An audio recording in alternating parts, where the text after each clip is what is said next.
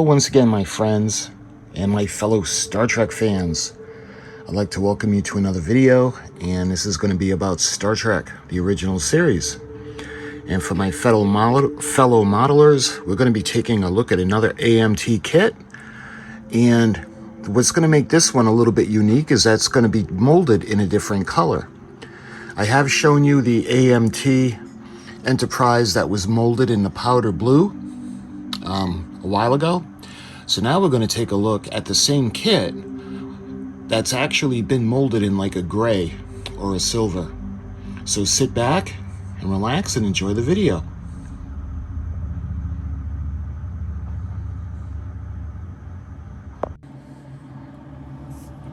All right, let's take a look at this beautiful kit. And again, this is special to me for my childhood anyway. And we got that glare. Let me see if I can.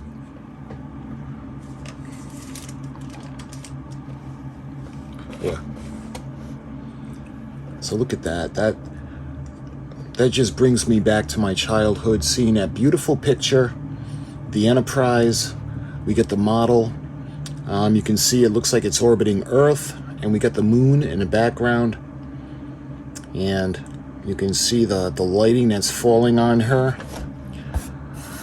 As a kid, I always thought that was the sun, the light from the sun that was reflecting off the front of her.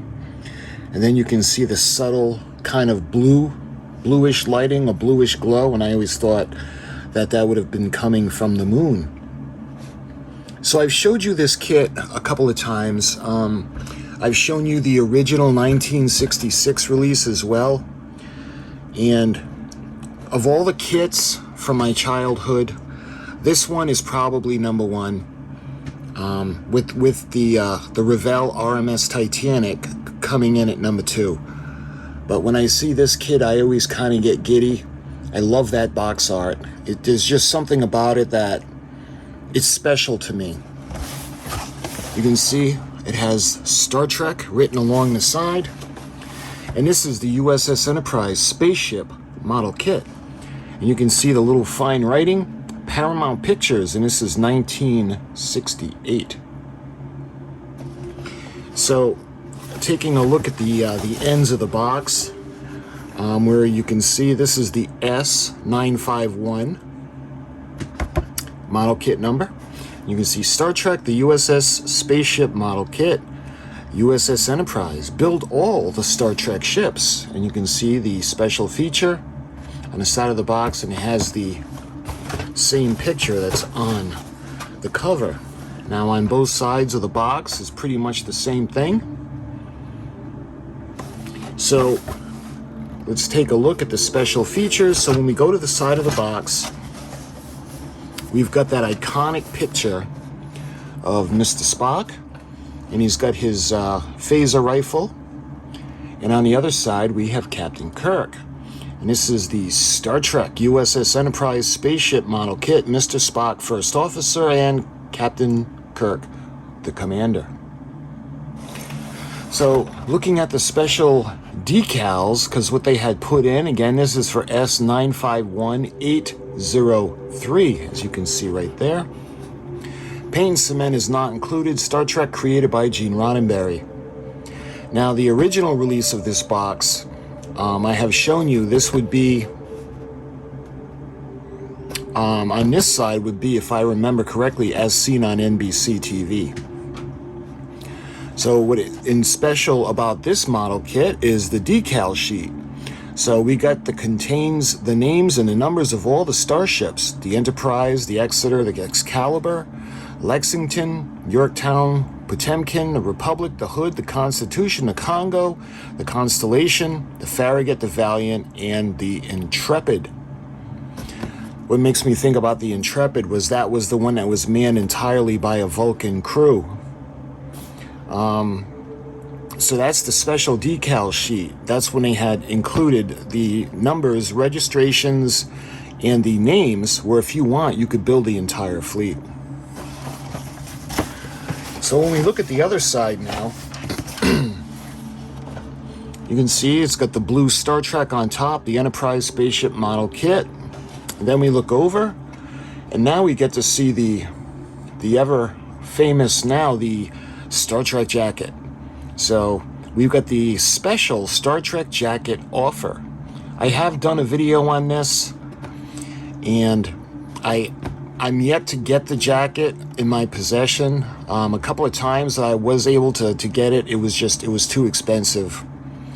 So you can see it says, see inside for further details. Fabric 100% is nylon.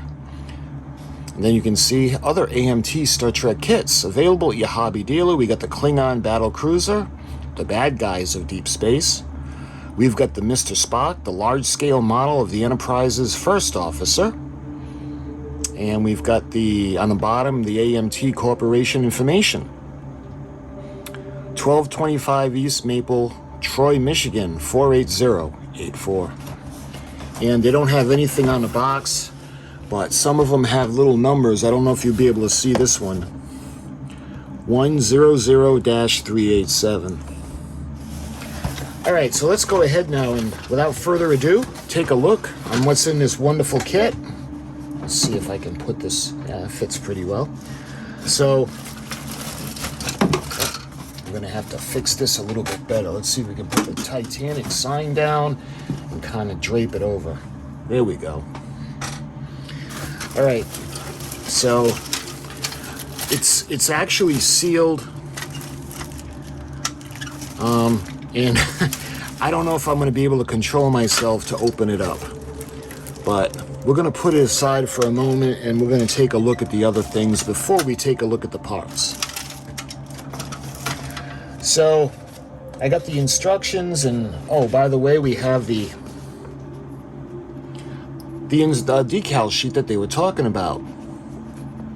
So we can build the entire fleet. We have all of the starships. We've got the Congo, the Exeter, the Enterprise, the Yorktown, the Valiant, the Hood, the Potemkin, Constellation, Farragut, Excalibur, Intrepid, Republic, Constitution, and the Lexington. Of course, in the series, we do see the Constellation, and we also see the Defiant. Wow, interesting. The Defiant isn't even on this as an option. The Congo, Exeter, Enterprise, Yorktown, Valiant, Hood, Potemkin, Constitution, Farragut. Wow, okay, am I missing something? They don't have the Defiant. But anyway, we see the Constellation, and they do make reference to the Farragut, and the Yorktown is what leads the exercises against the Enterprise when they had the M5. I'm trying to remember what the other ships were. The Yorktown, I don't know if it was the Exeter and the Intrepid, I don't remember, but they had the starships going against the Enterprise with the M5. But, you know, interestingly, they don't have the Defiant. But you can see they have the marking for the side of the ship, for the secondary hull. I'm sorry, that would be this. So this over here would be on the secondary hull that goes up to the deflector dish housing on both sides. And with this would be for the nacelles. And then, of course, we'd have the NCC 1701 in the middle. And then we went through the names of the starships. You can see it's set up for the Enterprise, the NCC 1701, 02, 03, 04, and they have all the numbers where you could put them for the different starships. And then they have the NCCs that are going to go on the sides of the nacelles, and they have all the numbers. So this one wasn't in bad condition overall. I had it a few weeks where I had to put it between heavy books because the person who I bought this from actually rolled it up like a scroll. I couldn't believe they had done that, but luckily when I had put it between some heavy books, gradually it ended up flattening out again. So on the back you can see the AMT Corporation, and it shows how to put the decals on. So those are the decals for this model kit. So now the only other remaining paperwork will be the instructions, and you can see the U.S.S. Enterprise, and we have that beautiful box art. So I know most of you guys, if you're watching this video, it's because you love this kit like me and you love Star Trek. I know we've all seen these a million times, but I still love going over the instructions. There's just something that brings the kit out of me when I'm around this model kit. So we got assembly number 1. Read this before you begin, so look over the instruction sheet carefully before you begin building. Follow the assembly instructions and test fit the parts without cementing. This will familiarize you with the location of the parts. AMT kits are molded from the finest high-impact styrene plastic. Use only paint and cement made for styrene. Trim excess plastic from the parts before joining. Use just enough cement to join the parts and be careful not to smear the cement on exposed surfaces. And of course, when I was a kid, I would put gobs and gobs and gobs of glue from the tester's tube, and it would just melt, melt all the parts, and it'd just be a nightmare. Built according to the instructions on the sheet, you should have no trouble assembling your kit. Follow the numbers as parts are numbered in order of the assembly. So the first thing we'll do is we'll put the bridge dome on top of the primary hull or saucer section. And that's going to go onto the second part, or the bottom part, and then you can see the sensor dome is going to go underneath. The earlier release of this kit had the wires for the lighting of the bridge and the sensor dome, as well as the Bussard collectors. And then you can see the top parts of the secondary hull are going to go together, and they're going to go into the bottom of the primary hull. Printed in USA, AMT Toy Corporation, and you can see the address that I had told you earlier. So there's not a whole lot of steps in this model kit. So assembly number 2. So they don't call them nacelles, they call them power units and the struts. So the nacelles and the nacelle pylons, they go together. We have the 2 halves, glue them together, and then the end cap goes on the back, and then the Bussard collector would go on the front, and then we'd have the coolers that would go. We'd have 2 on either one towards the back, and we had 1 that would go in a chiller grill on the interior part. So you can see how the nacelles, in the earlier ones, the bottom of the nacelle had like an open area on the inside of the nacelles. When you would put that into the secondary hull and you would glue it, you would then have this piece that would go up through it, and it would lock the nacelles in place. Now that it's just solid and it goes into this section that's encased on the inside, it's not just an opening. So yeah, it's a little bit different now, but the way it was back then is it had this little piece that went in, and I'll show you that when we get to them. And then you can see the impulse deck, or the impulse engines that are going to go on behind the impulse deck. In assembly number 3, you can see that just awful stand that no matter how much I tried, when it was on my bureau, the ship would always get knocked over and break. So the way this model is, we have the 2 halves for the top of the secondary hull. Once everything is assembled, then we go and put it onto the bottom of the secondary hull, and that's 1 piece. So the secondary hull actually has 2 pieces on the top that are separate. They get glued together, and then they go to the bottom one. And before you do that, we have to put in, they call it the flight deck, but it's the shuttle bay that's going to go in over there. And we have the deflector dish housing. And then finally, the deflector dish, or dish antenna. And that's basically the assembled model. And then there's a little opening or a little hole on the bottom, and it rests on top, and the stand is meant to cradle the ship. And of course, mine always fell off. And getting back to the jacket, you can see on the bottom where they have the order form. Indicate the quantity in each size wanted. So the price was $7.95 each, plus Michigan residents add 4% sale tax, or 32 cents per jacket.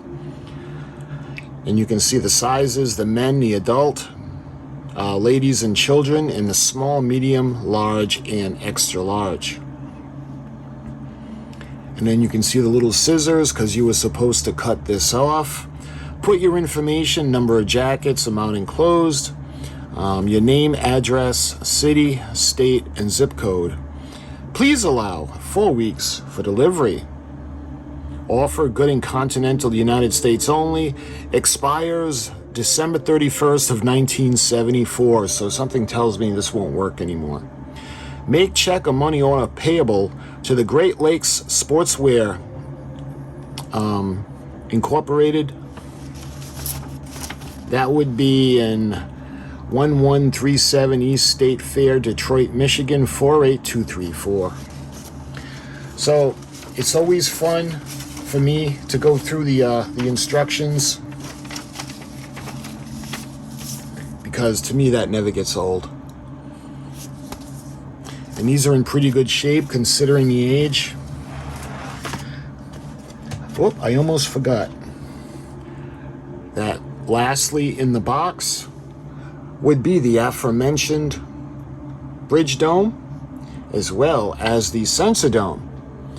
And growing up, I always wondered why it had that little piece protruding, or the little nipple in the middle of the sensor dome. Well, I didn't really understand that until round 2 had made the 1350, where that was the laser cannon.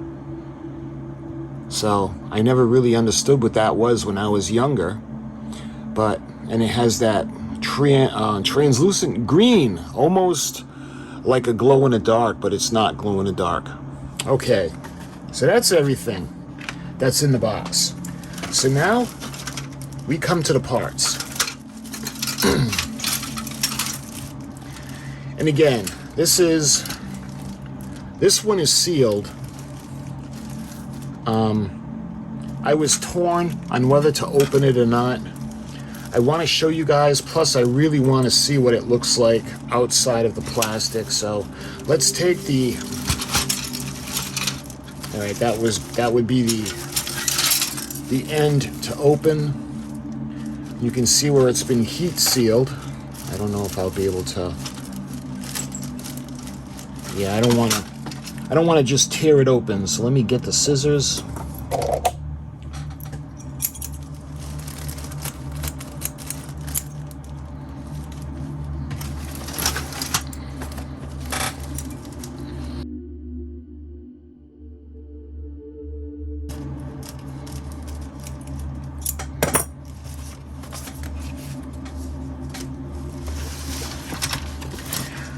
All right.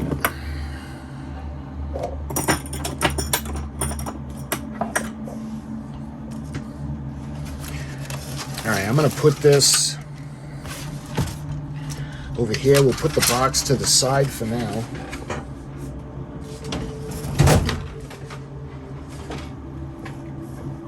All right, let's see what we got now. First off, we've got a tree that has this would be the starboard side nacelle, and I love it, guys. Look at the swirling that's in this. You can see it's not only silver, but just the way it almost has like a painted look to it because of the swirls in the plastic.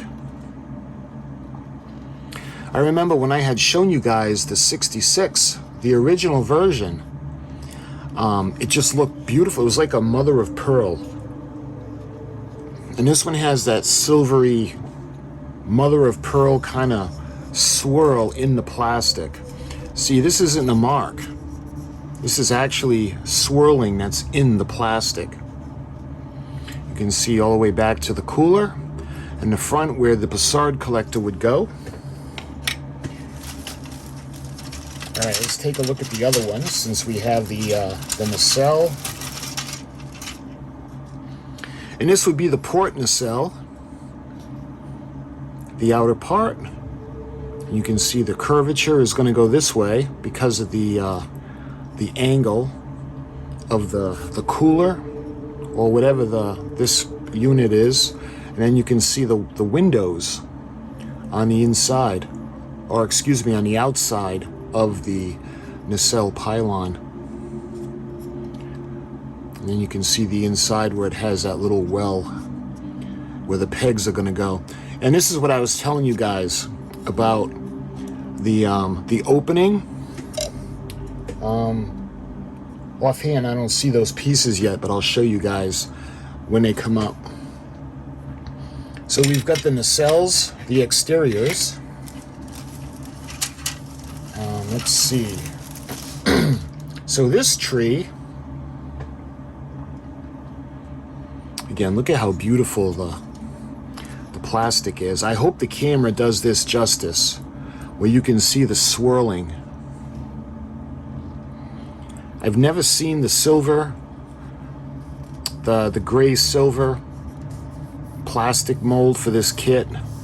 I know they do have blue. Well, I have a blue. I've shown you guys a blue. The Aurora has different colors of the molding. Look at the shuttle bay. Look at how beautiful that looks.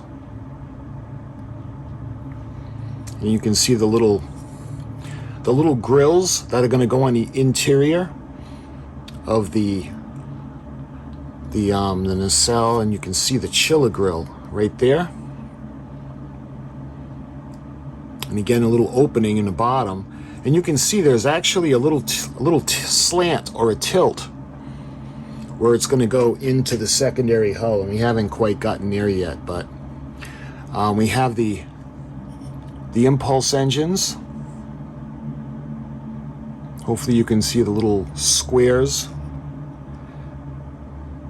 and that would go right up against the back of the primary hull. And we have an end cap, and look at how beautiful that end cap, all the swirling in there. And of course they didn't have anything on the end caps at the time. I know now round 2 has since given you the option of the different series, the different models, like the Pilot, the second Pilot in the production series, where they have the little ball. They'll have that straight rectangular piece, and then they'll have the little dots, and you can see the radiators on top. So this is in very good condition. The parts appear to still be on the tree pretty well. I know there's a couple pieces that have fallen off, but for the most part they're all still on. You can see the cooler fins, I think these are. Again, you can see the chiller grill, and that would be for the port nacelle, and you can see the little grills that are on the inside of the pylons. And then we flip it over, you can see, look at how beautiful that is. You can see the deflector dish housing and the deflector dish. Again, I love that beautiful, smooth, swirling effect. Nice. All right, what else we got? Looks like now we're going to go to the, and looks like these are in danger of coming off the tree, so I'm going to have to be careful to keep these attached. This is the starboard side of the secondary hull, and I hope you can see the windows and the nacelle, the pylon. Beautiful. So let's see if I can show you the other one without pulling it off. And again, you can see the pylon, you can see the windows. And these are two pieces that would go together. Let me see. Before we get to the primary hull, let me see if I can show you guys the bottom of the secondary hull first. So let me...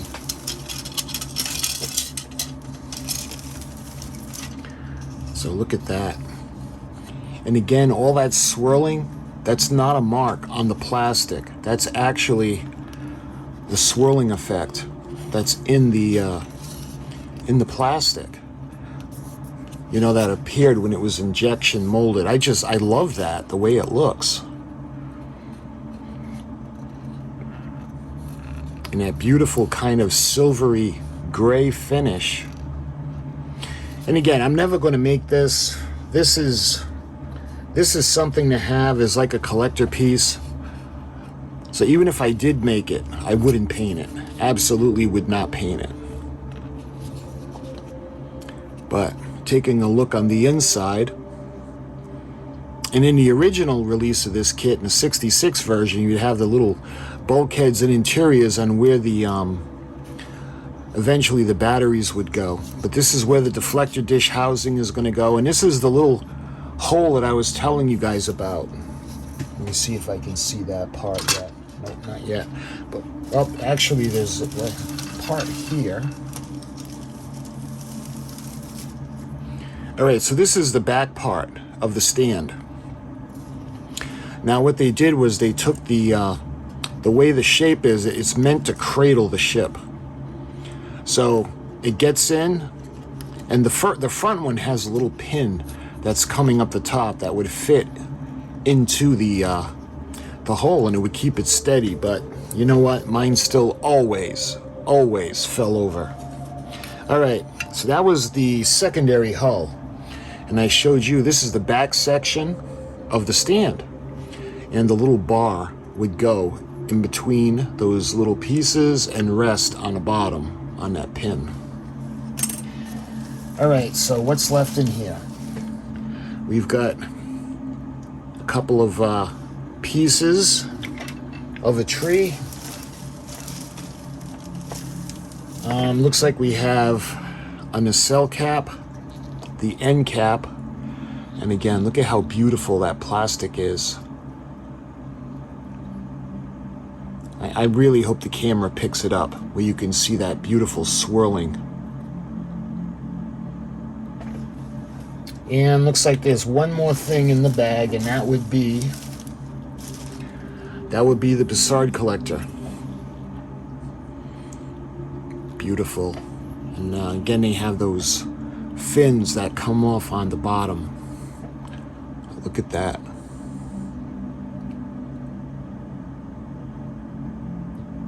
Beautiful.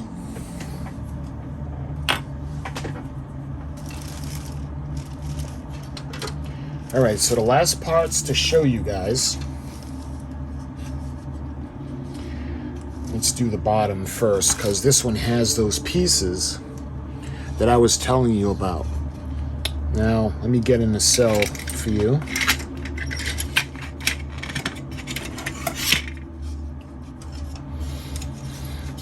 Okay, so let's say you put the nacelle together, you're ready to put it into the secondary hull.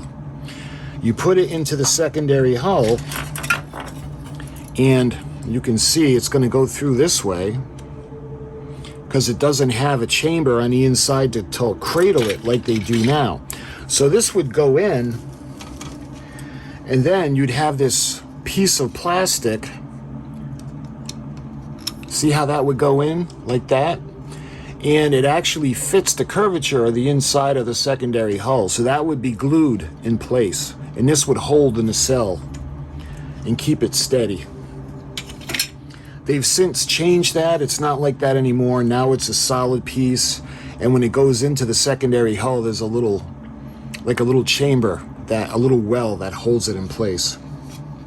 So now look at the beautiful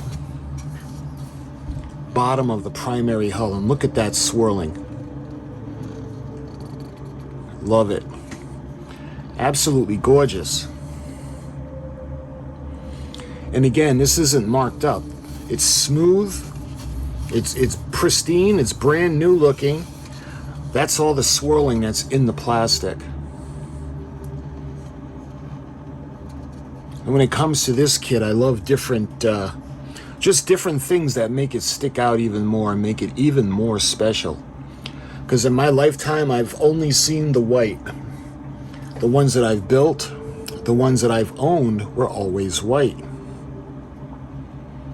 I ended up showing you the later version, the release. I think it was in the 70s, where I had the blue plastic, and that was really cool, and that was beautiful. And then I got the silver gray plastic, and I just think it's gorgeous with the swirling and the effects in it. All right, so that's the bottom. You can see I always wondered what these were. They're little indentations. Now, when I was a kid, I always thought, well, you know what? Maybe this is where the phasers come from, or the photon torpedoes, because it always seemed to come from the front. But in all actuality, I don't know what these are. These are probably, they were in the molding. I don't know, maybe this was to push it out of the mold when it was completed, but I'm not sure. But you can see where the sensor dome is going to go, and then you can see there are windows on either side, and they have the sensor rings. Yeah, that's be able to see them that way. And over here is where the saucer pylon would go, and it would lead to the secondary hull. With this one, you can see on the inside there is no writing. There's no date or anything like that. But that is the bottom of the primary hull. Okay, and lastly, we have the top. And before we get to that, I want to show you guys the stand. Now, this is what I was telling you about. That little, almost like a pin. And I won't be able to get this in place, but it goes right in like that. And if, like I said, of course, mine was always on my bureau, so I open a drawer, falls over. The wind blows, it falls over. No matter what I did, it just fell over. I must have the world's record for re-gluing the nacelles on, and of course, after putting gobs of the Testa's glue on, it would just be sagging, just totally destroyed and killed my Enterprise kits. So lastly, let's take a look at the absolutely gorgeous top of the saucer section. Look at that. I love it. And again, it's all beautiful, like new. The marks are the swirls in the plastic. And you can see the raised grid lines. And we have the impulse deck towards the back. And then you can see the bridge. So we have the bridge, and we have B and C decks underneath it. And I know over the course of the years, this kit has gotten a lot of grief on the inaccuracies. Well, my answer to those people are, well, you know, round 2 now makes a very accurate U.S.S. Enterprise. They make it in 1/350, and they make it in 1/1000. So if you want accuracy, you can go and get those kits. With this one, they do sell modification kits, but to me, one of the charms of this kit is the whole childhood experience. When I think of the B and C decks, that big teardrop, just the way it looks. I like the inaccuracies. When it comes to this kit, I like it just the way it is. If anything, how cool would it be if they made the molds on this exact kit and turned this into a 1/350? How cool would that be? I doubt that'll ever happen, but I would love to see that. When we look at the bottom, again, there's no printing. You can see the little area where the bridge dome would come through. I don't know if they had done that because of the, yeah. Because remember, there used to be a light that goes into the bottom, so you would pass the wire through, and through this section, and it would be in place. Do they have that for the Sensidome area? Yes, same thing. The light, you would pull the wires through and the lights would be there to light the section. But again, I just love that swirling. So my friends, I hope you enjoyed this video, and if you're like me and this model kit holds a special place in your heart, I hope you enjoyed the video.